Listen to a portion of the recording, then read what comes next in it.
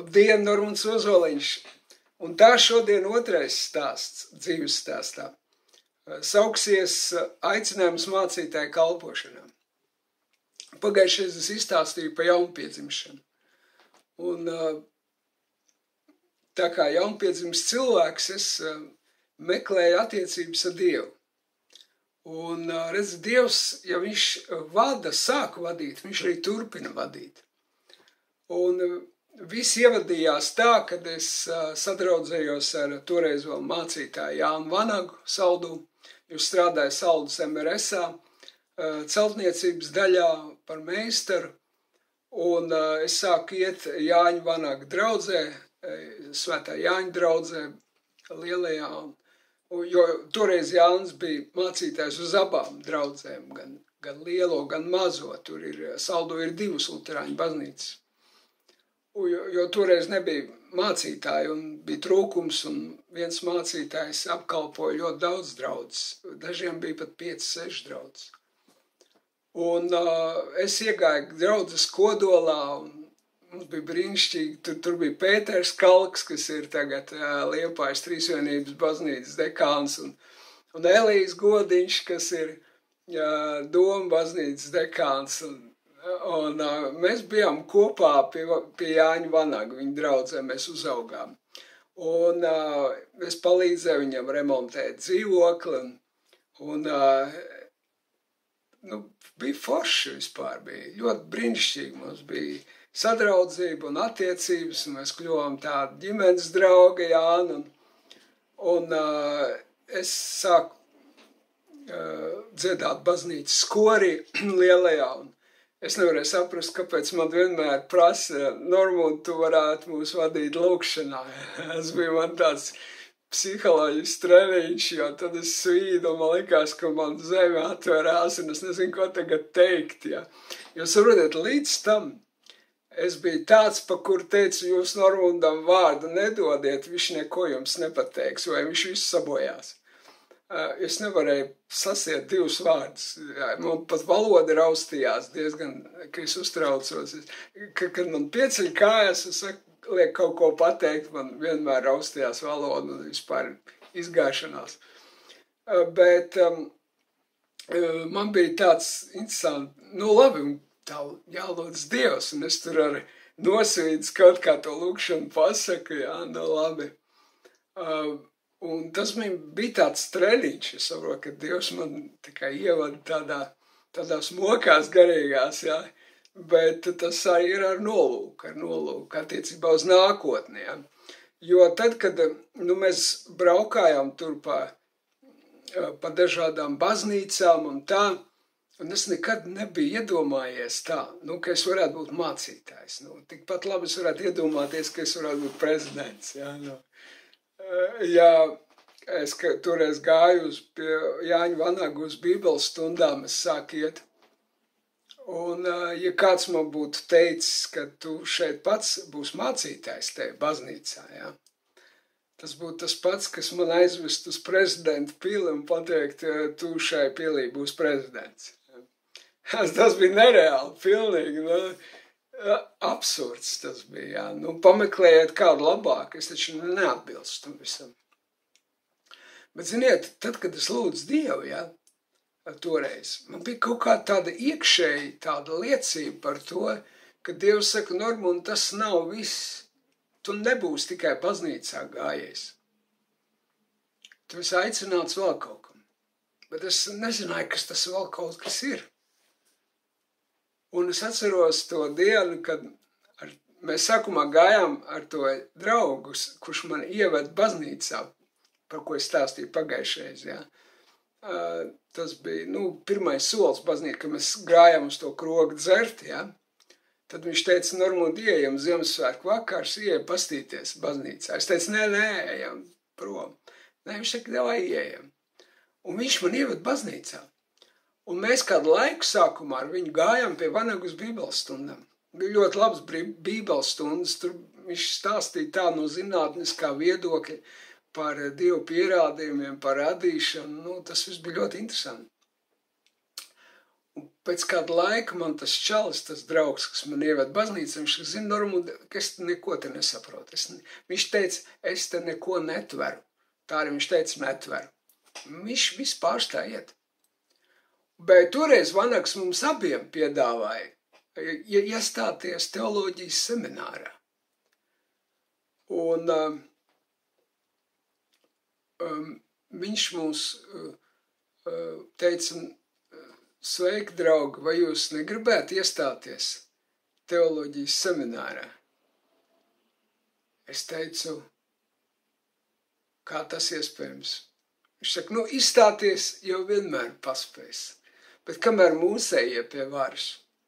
Un tie mūsējie bija tie, kas nebija tik daudz ar Čeku saistīti, jo tur, redziet, tas bija 86. gads, un tad bija tā kustība, sākās garīdznieku atzimšana un atjaunošanās, un tad Čeka gribēja pilnīgi nospiest to visu, pārņemt baznīcā varu un gribēja nomainīt valdību, to varu teoloģijas seminārā un baznīcā. Un viņš saka, drīz mainīsies, nāks sarkanie pie varas, atkal. Un kamēr ir mūsējie, vēl pagaidām ir, tikmēr ir iespēja iestāties, vēlāk nebūs. Jo vēlāk tik būs iespēja caur sadarbību Čeku, ja. Bet kamēr vēl ir tā iespēja pa tīro tur iestāties, tikmēr vajadzētu. Un es jau tāds avantūris, es teicu, es pamēģināšu. Es tieši to pašu teicu, ko es teicu Dievam un savam draugam, kad es attiecībā uz pievēršanos Dievam, ko es teicu pagājušajā, es stāstīšu to. Es teicu, es pamēģināšu. Un es teicu arī Vanagam, es pamēģināšu. Un es nevaru saprast divas lietas, kāpēc Dievs man glāba. Es neatbildu tam kristiešu tēlam nemaz. Un otra lieta, kāpēc Vanags man aicināja iestāties teoloģijas seminārā, jo es arī neatbildu mācītāju amatam pilnīgi, es raustīju valodu, es nevarēju neko pateikt normāli. Un tas joprojām mani mīkla, ja? Kaut gan es saprotu, ka toreiz jaunieši bija mazi, ja? Un katram jaunietim pievērs īpašu uzmanību. Bet interesanti, ka viņš man uzaicināja. Es domāju, ok, labi. Izstāties es paspēšu, bet ok, es teicu jā. Un tad es atceros, ka mēs gāja ārstu komisiju, un ārsti, tur bija jāiet kaut kādi 9 ārsti, es nezinu, daudz ārsti. Un ārsts prasa, kur jūs stāsties, es teicu, teoloģijas seminārā. No tiem 9 ārstiem viens bija tāds, kas paspied man roku. Es atceros Lors, tas bija Saldus Lors, un teica, lai jums panākumu un lai jums spēks un izturība. Ja. Pārējie visi uzreiz tā. Ko? Seminārā? Teoloģijas? Kas tas tāds? Kas jūs? Ko jūs vispār? Jūs ko? Jums galva viss kārtībā? Mēram tā. Un tā attieksme bija pilnīgi noraidoša. Ja izdzirdēju kaut ko pa baznīcu un kristīgo ticību. Bet man tas patika, man patika izaicināt cilvēkus. Es biju tā piespraudis vēl tādu zīmīti, tādu piespraudu I love Jesus, ja. Un lepni, man patika kaitināt cilvēkus, kad redzēt, kurš teica to teicienu, iedodiet man atbalsta punktu, es izmainīšu pasauli, es izkustināšu pasauli, ja. Un man bija tāds atbalsta punkts, tas bija Dievs, kur es biju piedzīvojis.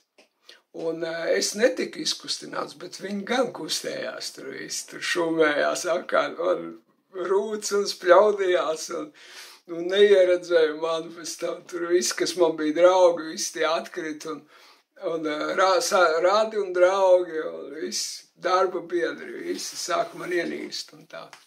Bet, man tas neko netraumēja. Man tieši otrādi, jā, man patika actions, jā, man patika tas kad ir kaut kāda spriedze, jā, esmu spriedzes cilvēks, jā. Varbūt tāpēc arī Dievs man aicināja, jo viņš gribēja, lai es izturu kaut kādu spriedzi, arī to spriedzi nes arī baznīcā, ļoti interesanti, izaicinātājs, jā.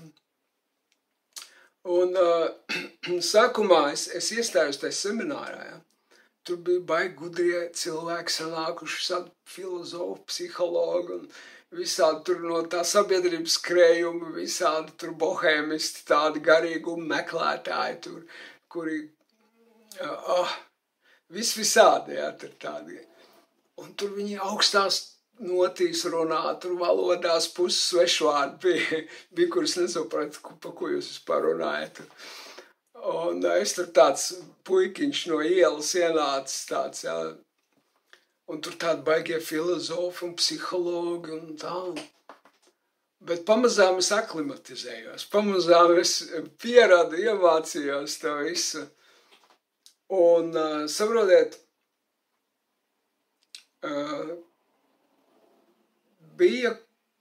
Vanaks bija ļoti labprātīgs pret mani. Es atceros, viņš man pasūtīja Rīgas modēs uzvalku melnu un dabūju kaut kur kolārkreklu. Un viņš bija kā tēvs man, kā draugs, kā tēvs, garīgais. Un viņš atdeva Matuļa talāru man, jā, arhibīskapa Matuļa. Bet toreiz vēl līdz talāriem vēl jātiek, vēl nav talāra laiks, jā, nu, es stāstu vēl to sākumu, kā bija. Un tad, es luterāņiem patīk gudrība, viņi caur grāmatām iet pie Dieva. Man arī, es atceros, mācītājs Veckovskis atnes tur baigās grāmatas, ko toreiz jau tās varēja tikai kaut kur pagrīdē dabūt, ja viņas bija pārfotografēts tas bija fotopapīrs iesiets, kur bija teksts pārfotografēts, ja. Un tās kaut kur pagrīdē taisīja. Tas nebija tā nebija oficiāla literatūra. Un viņš teica, ja šito tu apgūsi, nu tad tu visus maisā iebāzīsi. Es domāju, jā, ka man caur to gudrību jāiet pie Dieva, jā. Es sāku lasīt grāmatas, tur ļoti tādas gudras grāmatas, Berģāju, Florenski lasīja un tā. Un filozofija, psiholoģija, man tas patika. Es to apguvu, es to sapratu, saprotiet. Man bija tā ka man patika tāda cieta barība, ja, kur ir daudz jādomā, kur jāpiepūlē smadzenes, kur galva kūp, kad izlasa vienu lapas pusi, ja, un kad ir vajadzīga milzīga koncentrēšanās, lai man patika trenēt savus smadzenes ar to smago barību. Bet galvenais tā izlaušanās vai tas grūdienis mācītāja kalpošanā nenāca caur grāmatām. Tas nebija tas. Tas atkal nāca no Dieva. Jo redzi, ja Dievs tev neiegrūž nākamajā posmā, tu nevar tur ieiet. Tikai Dievs tur var ievadīt. Jā, tikai Dievs. Tu pats apdauzīsies, sasitīsies, ja tu pats gribēsi ieiet. Tev ir jāgaida Dieva laiks un tas brīdis, kad Dievs tev tur ieved. Ja? Un ja Dievs tev ieved, viņš tev ieved viegli, bez piepūles. Ja? Tu vienkārši viņam paļaujies un pakļaujies. Un tāpat bija ar manu atzimšanu, un tāpat bija ar manu ievadīšanu mācītāju kalpošanu. Bija 87. gads Ziemassvētki. Un es atceros, Vanaks, mans Jānis saka tā, zini, Normund, es nezinu, kā man tas iznāca, bet es esmu ielicis 2 dievkalpojumus vienā laikā Ziemassvētkos. Ir lielā baznīcā 5 un mazā 5. Un es te esmu prasījis saviem draugiem visi aizņemt. Nevienam nav laika aizvietot. Vai tu nevarētu kalpot? Tas vēl nekad nebija kalpojis, vispār nekad, jā. Atceries, raustīju valodu. Es nebiju publiski uzstājies nekur tā. Nevis nekur tā, bet nekur. Jā. Un, publiski es biju tikai savā draugu lokā, mums tur tai draudzes, tai klubiņā. Jā, un viss. Nekur baznīcā es nebiju runājis. Un Jānis saka, Vanaks, vai tu negribētu Normund kalpot? Lielajā baznīcā, nevis mazajā, bet lielajā.